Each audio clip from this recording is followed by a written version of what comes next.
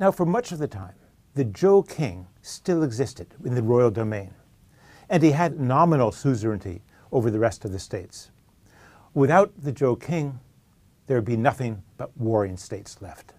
No one was quite willing to take the Zhou king on until around 256 BC, when one state did, and saw its way to conquering the other states and creating a new unified empire. If I look at my map here, I can see Qin expanding from the west, moving east, taking over the royal Zhou domain, conquering the rest of the states, and expanding its borders.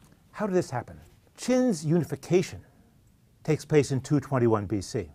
The story really has to go back probably to the 4th century, or the very beginning of the 3rd century BC. One of the many masters of the Warring States period is a man named Shangyang.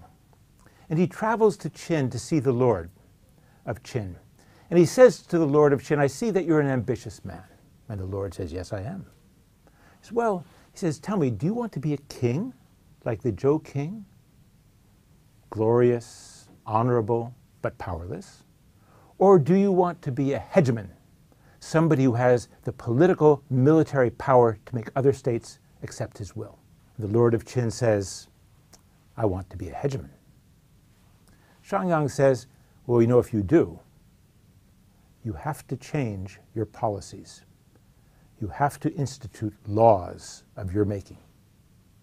The advisors to the king are somewhat shocked, and the Lord of Qin says, "Well, you know, if I have to change my policies, that will create opposition." And Shangyang says, "It will create opposition, but if they lead to great accomplishment, people will accept the changes you make." The ministers, the high officials of the lords gather around and they say, "This is wrong, this is wrong. We know that from antiquity, ritual has been the way in which to govern well. Carrying out the rituals, performing the sacrifices, providing a model for the people.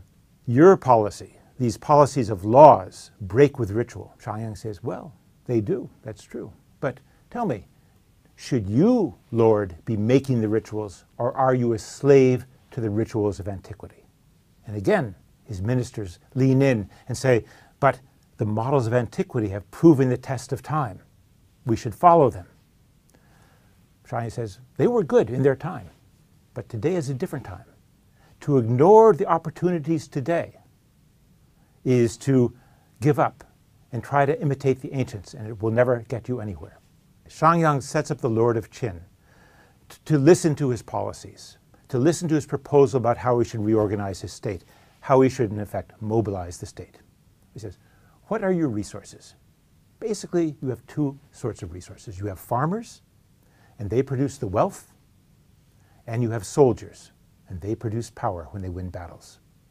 The third resource you have are officials to supervise the farming communities and extract wealth from the agrarian economy, and to lead the soldiers into battle to control the armies.